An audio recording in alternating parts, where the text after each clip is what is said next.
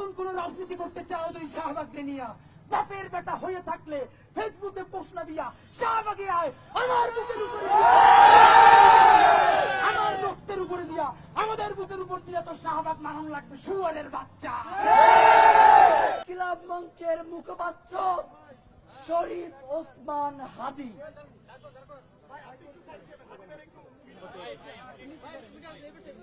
বিপ্লবী বাংলাদেশ, আপনাদেরকে একটা কথা নতুন করে বলবার নাই। অনেকেই আমাদেরকে বলতে চায় আমরা শাহবাগিতা বলতে কি বুঝাই। আমরা টু দি পয়েন্টে স্ট্রেট কাট ক্লিয়ার কাট বলতে চাই, শাহবাগিতা মানে আয়না ঘর, শাহবাগিতা মানে গুম, শাহবাগিতা মানে খুন, শাহবাগিতা মানে সাপ্লাই গণহত্যা, শাহবাগিতা মানে আয়না ঘরে রোজাদারকে রোজা ভাঙিয়ে আমার মাকে আমার বোনকে মুহুর্মুহু ধর্ষণ। দেখতে পাচ্ছি নতুন কোন কোন দলের দর্শন কপচানের নামে শাহবাগীদেরকে ফিরে আনার চেষ্টা করতেছে। যে সময় দরকার ছিল তখন শাপলারে ডাকছো, পিলখানারে ডাকছো, তৌহিদি জনতারে ডাকছো, যেই ক্ষমতায় গিয়ে উপদেষ্টা হইছো এখন শাহবাগ মারাইতেছো, সাথে জাঙ্গিয়া রাখা হবে না। যেই শাহবাগ শাপলার রাতে, আমি শাপলার রাতে উপস্থিত ছিলাম। এই শাপলার কারণে আপনাদেরকে জানাই, এই শাহবাগ যখন চলে আমি তখন ঢাকা বিশ্ববিদ্যালয়ের ছাত্র। আমার আব্বা আম্মা এলাকায় ঘুমাইতে পারতো না। এই সোশ্যাল সায়েন্স ফ্যাকাল্টিতে আমার ক্লাস। এইখান থেকে ঢোকার সময় চারুকলার সামনে বড় বড় দাঁত, রক্ত, মানুষকে খাচ্ছে যেই ছবিগুলা আমি তাকাই দেখি সেই ছবি আমার বাপের মতো ছবি। মাথায় টুপি, সাদা দাড়ি, এই মানুষগুলাই নাকি বাংলাদেশের রাক্ষস। আমি সামনে দিয়ে যাইতে পারতাম না। এইখান থেকে মাথায় টুপি দিয়ে যাইতে ভয় লাগতো, কখন আমাকে শিবির বলে আমার জানটা শেষ কইরা দেয়। আব্বা আমাকে ভার্সিটিতে যাইতে পর্যন্ত নিষেধ কইরা দিছে। আমি সোশ্যাল সায়েন্স ফ্যাকাল্টিতে আসতাম সেই মাঝে মধ্যে দোয়ে চত্বর ঘুইরা। এই সেই শাহবাগ, যেই শাহবাগে আমার ভাই বোন গুলোরে রাতের আধারে শাপলা চত্বরে মুহুর্মুহু গুলি কইরা তাদের লাশগুলা গুম কইরা দিয়া পরের দিন নিউজ করছে এই হুজুরেরা নাকি গাছগুলো কাইটা শেষ কইরা ফেলছে। আমি লজ্জায় মরে যাই। প্রথম আলো পরের দিন লিড নিউজ করছে ভোর রাতে বাংলাদেশের প্রান্ত থেকে কওমি মাদ্রাসার ছেলে মেয়ে ছেলেগুলা যারা জীবনে ঢাকায় আসে নাই নবীরে বিনজুট করছে, আল্লাহর রাসূলরে নিয়া সব থেকে অসভ্য কথা যেগুলো আইয়ামে জাহিলিয়াতের যুগে কাফেররা মুশরিকরাও বলে নাই, সেইগুলো যারা বলছে তার প্রতিবাদ করতে আসছে। আরে তাদেরকে হত্যাই খালি করে নাই, যারা বাইকে ছিল কান ধইরা তাদেরকে সেইখান থেকে বের করছে। যেই প্রথম আলো, যেই বাংলাদেশের এনজিও পন্থী, যেই সোশ্যাল মিডিয়া মানবাধিকারের কথা বলে, পরের দিন পত্রিকার হিট নিউজ হইছে কান ধরে সেই কওমি মাদ্রাসার ছেলেগুলা বের হয়ে যায়। সেই ছবিগুলা পত্রিকায় প্রথম আলোতে দেওয়া হইছে ফার্স্ট পেজে।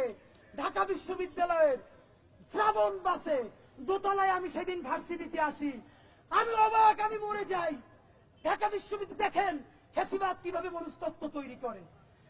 যখন কথা বলবার কথা ছিল এই ছেলেরা যদি ঢাকা দখল করতেও আসে, এই ছেলেরা যদি সারা রাত ঢাকা অবস্থান করতেও আসে, তারা তো এই রাষ্ট্রের ট্যাক্স পেয়ার, এই রাষ্ট্রের প্রজন আয়তার নাগরিক। কোন অসভ্যতা বলতে পারলো না, একজন বলতে পারলো না এই ছেলেগুলোকে who gave you right to shoot him। আমার ভাই বোনগুলোরে মারলো, মারার পর তারা কান ধরে বের হয়ে যাচ্ছে, পুলিশ বলছে কান ধরে বের হয়ে যা, তারা জীবন নিয়ে পালাইতেছে।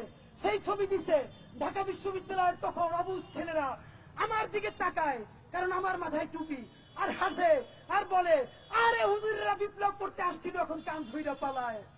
একটা সভ্য রাষ্ট্র হইলে প্রশ্ন করার কথা, এই বাচ্চাগুলোর গুলি করার অধিকার কোন ছুয়ারের বাচ্চা দিছে?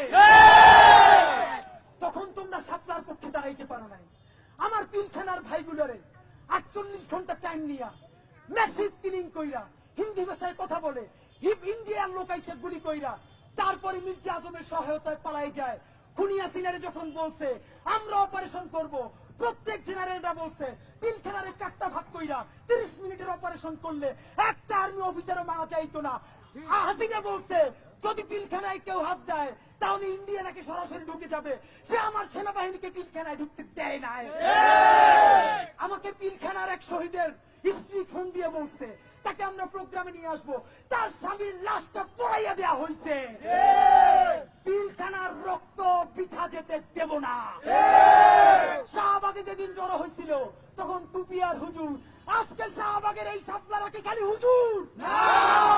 যদি শাহবাগ নিয়ে নতুন রাজনীতি করতে চাও, আওয়ামী লীগকে ফিরে আনতে চাও, জিপ টাইনা ছিঁড়ে ফেলবো। কেমনে আমরা জুলাইতে নব্য ফেরাউনের জিপটা টাইনা ছিঁড়ে ফেলছি। শুধু পালায় নাই, পালাই খালি নাই, লক্ষণ সেন পালানোর পরে গত 500 বছরে বাংলার কোন শাসক পালায় নাই। লক্ষণ সেনের বুইন খুনি হাসিনা পালাইছে ওর বাপের বাড়িতে।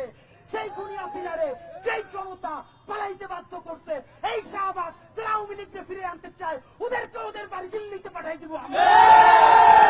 সুতরাং নতুন কোন রাজনীতি করতে চাও যদি শাহবাগকে নিয়ে বাপের বেটা হয়ে থাকলে ফেসবুকে পোস্ট না দিয়া শাহবাগে আয়, আমার বুকের উপরে আমার রক্তের উপরে দিয়া, আমাদের বুকের উপর দিয়া তো শাহবাগ মানন লাগবে শুয়ারের বাচ্চা। আপনারা বলতে পারেন মূলধারার একজন মানুষ শুয়ারের বাচ্চা কেমনে বলে? আপনি ভাবেন আমার ভাই বোনেরে গুম খালি খুনি করে নাই, রোজায় ধর্ষণ করতেছে, জঙ্গি মহিলা মারিয়ে ফেলতেছে, সাপ্লাই ডাম্পিং করতেছে, পিলখানায় শেষ করতেছে। আমি সেই খুনি, সেই শহীদ পিতার আমি সন্তান, সন্তানের ভাই। আল্লাহ আমার সন্তান দিছে, আমি সন্তানের মুখের দিকে তাকিয়ে ভাবি আল্লাহ আমার যদি এখন গুম করে নেই, আমার সন্তানটা দুনিয়ায় কোন পরিচয়ে বাঁচবে? তারা যদি বাপের লাশটাও পায়, কবরে গিয়ে ঈদের দিন চুমু খায় একটা হাত বুলিয়ে দেয়, আমার বাপের কবরটা। আরে এই হারামির বাচ্চারা ইলিয়াস আলীরে গুম কইরা খুন কইরা সাগরে ডুবাই দিছে। সুতরাং বাংলাদেশে আর কোন শাহবাগিতা চলবে না। শাহবাগকে রুখে দেবে বাংলাদেশের জুলাইয়ের জনতা।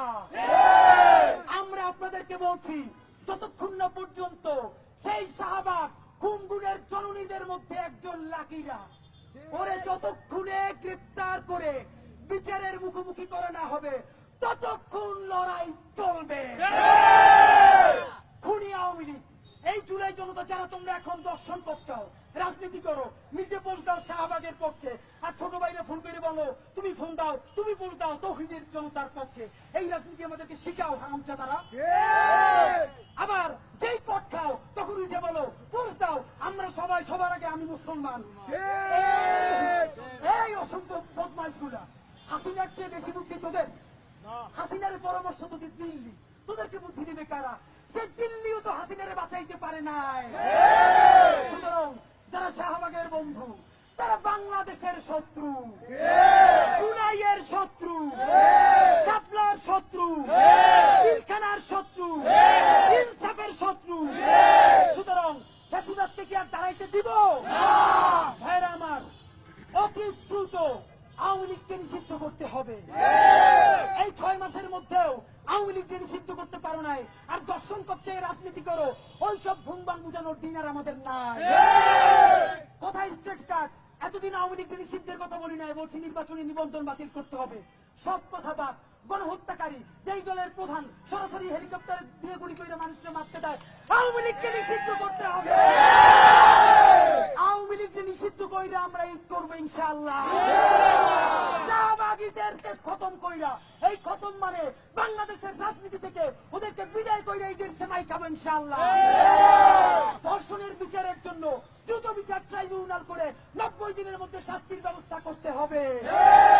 যতক্ষণ না করা হবে বাংলাদেশের জুলাই জনতা ইনকিলাব মঞ্চের ভাইদের সাথে শাহবাগ অবস্থান ছাড়বে না।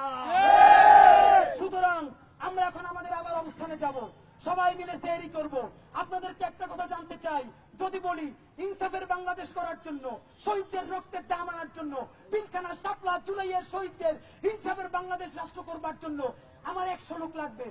যারা ঈদের দিন পর্যন্ত আমাদের থেকে ছেড়ে যাবে না, কে কে রাজি আছেন হাত তোলে?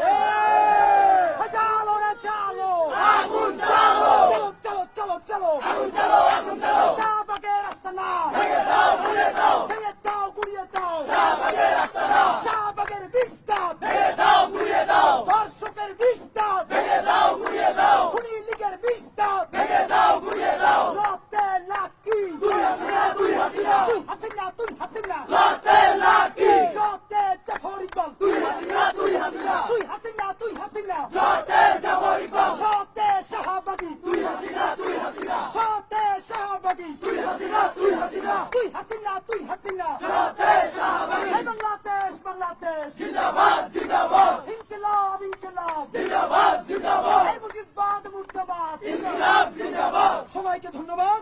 সবাই আমাদের সাথে যারা থাকবেন, রিকশাওয়ালা ভাইয়েরা, ভ্যানওয়ালা ভাইয়েরা সেহরি করবেন। আমরা এখন এখানে সবাই বসবো, আপনারা সবাই চলেন, আমরা একসাথে বসবো। আল্লাহ হাফেজ। সবাই শান্তিপূর্ণভাবে যাবো।